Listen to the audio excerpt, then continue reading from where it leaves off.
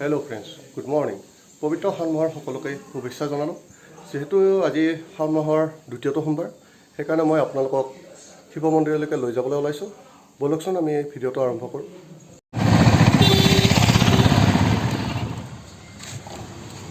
চেঞ্চুৰীয়ে হ'ব আৰু মাত্ৰ অলপ বাকী।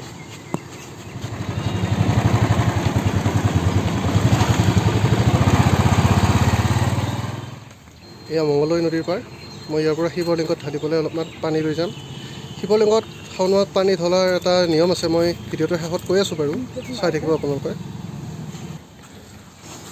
পানী লৈ ল'লোঁ, এতিয়া মন্দিৰত লগ পাম। পূজাৰ সামগ্ৰী অলপ লৈ ল'লোঁ। বৰ্তমান মই মঙলদৈৰ শিৱ মন্দিৰত উপস্থিত হৈছোঁ। এতিয়া সেৱা জনাই লওঁ, তাৰপিছত আপোনালোকক আকৌ লগ পাম।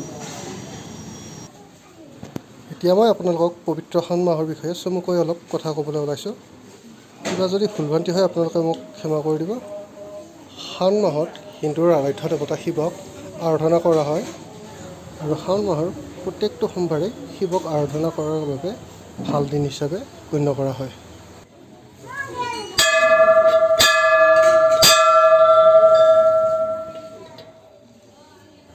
মা পাৰ্বতীয়ে প্ৰত্যেকটো জনমতে শিৱক নিজৰ পতি হিচাপে পাবলৈ শাওণ মাহত শিৱক আৰাধনা কৰিছিল, আৰু শিৱই তেওঁৰ আৰাধনাত সন্তুষ্ট হৈ পাৰ্বতী মাক শাওণ মাহত দৰ্শন দিছিল আৰু তেওঁক নিজৰ স্ত্ৰী ৰূপে গ্ৰহণ কৰিছিল।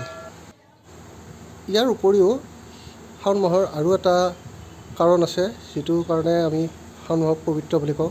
সেই কাৰণটো হৈছে দেৱতা আৰু অসুৰসকলে এই শাওণ মাহতেই সাগৰ মন্থন কৰিছিল।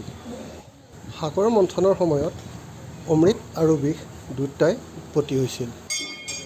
সাগৰ মন্থনৰ সময়ত উৎপত্তি হোৱা কালকূট বা হলাহল বিষ পৃথিৱীৰ জীৱকুলৰ বাবে বহুতো বিপদজনক আছিল, আৰু এই কথা যেতিয়া দেৱগণ আৰু অসুৰসকলে গম পালে, তেতিয়া তেওঁলোকে শিৱক আৰাধনা কৰিছিলে, আৰু শিৱ বাবাই এই কথা গম পাই সেই হলধৰ বিষ তেওঁ নিজে পান কৰে, আৰু সমগ্ৰ জীৱ উপকূলকে তেওঁ এই মহাবিপদৰ পৰা ৰক্ষা কৰে।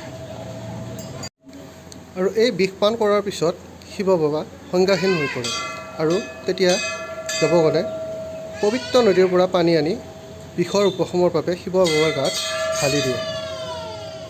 আৰু তেতিয়াৰ পৰাই শিৱ ভক্তসকলে বিশ্বাস কৰে যে শাওণ মাহৰ প্ৰত্যেক সোমবাৰে সূৰ্য উদয় হোৱাৰ আগতে পবিত্ৰ নদীৰ পৰা পানী আনি শিৱৰ লিংগত ঢালি দিলে শিৱ সন্তুষ্ট হয় আৰু ভক্তসকলৰ মনোবাঞ্ছা পূৰ্ণ কৰে।